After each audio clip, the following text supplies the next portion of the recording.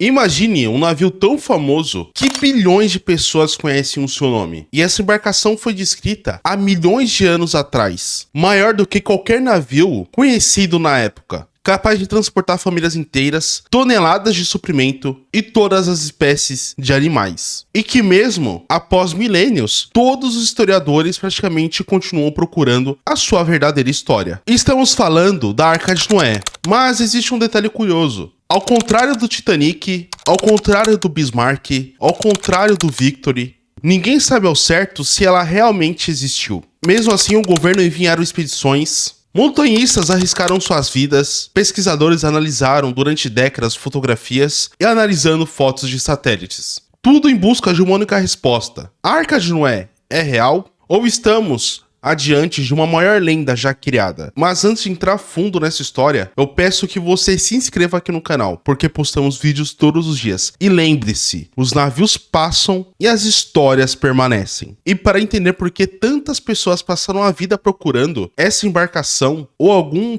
pedaço para comprovar essa história real, a gente precisa voltar alguns milhões de anos no passado. Quem era Noé e quem estava por trás desse projeto? Segundo o livro de Gênesis, a história começa com um homem chamado Noé. De acordo com a narrativa, Deus teria decidido destruir o mundo com um grande dilúvio, mas escolheu preservar Noé, sua família e todos os animais. Então surgiu uma ordem muito específica. Construiu uma enorme embarcação. Curiosamente, a arca não é descrita como se fosse um navio de guerra, nem como uma caravela, nem como uma galé. Ela foi projetada para sobreviver, apenas isso. Sua função não era navegar rapidamente, não era explorar oceanos, não era para enfrentar tempestades, era simplesmente flutuar. Durante séculos, estudiosos tentaram descobrir quem realmente escreveu essa história. A maioria dos historiadores acreditam que essa história passou por vários escritores ao longo do tempo. E aí é justamente isso que a história fica cada vez mais interessante. Porque quando começamos a converter a medida da Arca de Noé para as medidas dos tamanhos modernos, estamos falando de uma embarcação extremamente gigante. A Bíblia fornece medidas extremamente específicas. 300 côvados de comprimento, 30 côvados de largura, 30 côvados de altura. Convertendo para medidas modernas, chega a algo aproximadamente de 137 metros de comprimento, 23 metros de altura, 14 metros de altura. Isso significa que a arca seria muito maior do que os navios comprovados reais. O HMS Victor, para você ter noção, ele tem cerca de 69 metros de altura. A caravela Santa Maria tinha um pouco mais de 20 metros. Muitas embarcações romanas chegam a sequer o tamanho disso. A arca teria praticamente o dobro do comprimento do HMS Victory. E o mais impressionante, ela teria sido construída inteiramente de madeira. Segundo estimativas modernas, o seu interno possui mais de 40 mil metros cúbicos. Isso equivale a centenas de vagões ferroviários dentro daquele espaço, ou dezenas de caminhões carregados. Não estamos falando de um barco, estamos falando de uma estrutura colossal. Uma das maiores embarcações já descritas da história humana. Isso levanta uma pergunta inevitável. Será que essa história é realmente real?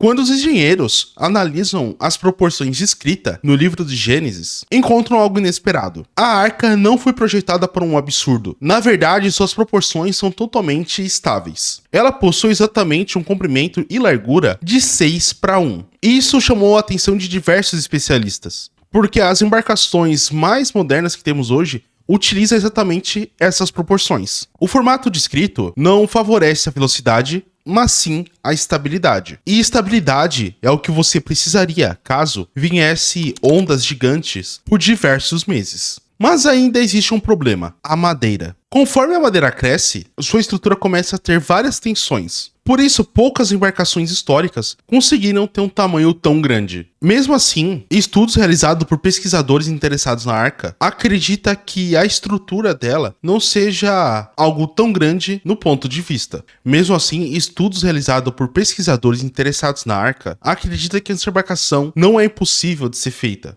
Ou seja, o projeto descrito não pode comprovar que a arca realmente existiu, mas também não pode ser descartado por razões de engenharia. E isso que torna o mistério tão fascinante. Mesmo que a estrutura fosse capaz de flutuar, teria um outro problema: os animais. E aqui começa um dos maiores debates sobre a arca. Afinal, quantos animais teriam entrado na Arca de Noé? Muita gente diz que foi milhões de espécies. Mas os defensores da historicidade diz que foi algo completamente diferente. Segundo eles, os textos não pediria que todas as espécies foram embarcadas, só aquelas que fossem essenciais. Mesmo assim, os números continuam sendo fascinantes, porque seria necessário armazenar alimentos, água, espaço para circulação, área de descanso, sistemas de ventilação e isso durante meses. Imagina administrar um zoológico. Agora multiplique isso diversas vezes. A logística seria absurda. Alguns pesquisadores calculavam que seriam toneladas de alimentos para manter esses animais vivos. Outros argumentam que os animais poderiam ser jovens, que ocuparia menos espaço. A sobrevivência dos animais seria algo tão absurdo quanto a própria embarcação da arca. E isso nos leva ao próximo mistério, o dilúvio. Segundo o relato de Gênesis, a chuva caiu durante 40 dias e 40 noites. Mas um detalhe costuma passar despercebido. O período total dentro da arca foi muito maior do que isso. As águas demorariam para baixar e o processo completo duraria aproximadamente um ano. Isso significa que a embarcação não precisou apenas passar pela tempestade, mas sim sobreviver durante um ano totalmente isolada. Mas existe uma questão ainda muito maior. A água. Críticos da hipótese de um dilúvio global acreditam que não tem água suficiente no planeta Terra para cobrir o Monte Everest. Já defensores das narrativas falam que isso foi feito de uma forma que a gente não consegue compreendê-la. E é justamente nessa parte da discussão que deixa o lado da engenharia e começa a entrar no campo da história, da arqueologia e da religião. Mas independente de qualquer coisa, uma coisa que a gente não pode negar é que a história se espalhou pelo planeta. E isso é extremamente curioso, porque o povo, separados por milhares de quilômetros, continuam espalhando essa mesma história durante anos, como se alguma memória muito antiga tivesse vivido isso. Durante séculos, a Arca de Noé permaneceu apenas nos textos, mas tudo mudou quando exploradores quis comprovar se ela fosse verdade. O principal alvo dessas buscas tornou-se o Monte Ararat, uma montanha gigantesca localizada na Turquia. Com mais de 5.000 metros de altura, a montanha domina completamente a paisagem da região. Seu topo permanece completamente coberto por gelo durante boa parte do ano. E é justamente isso que tornou-se tão fascinante.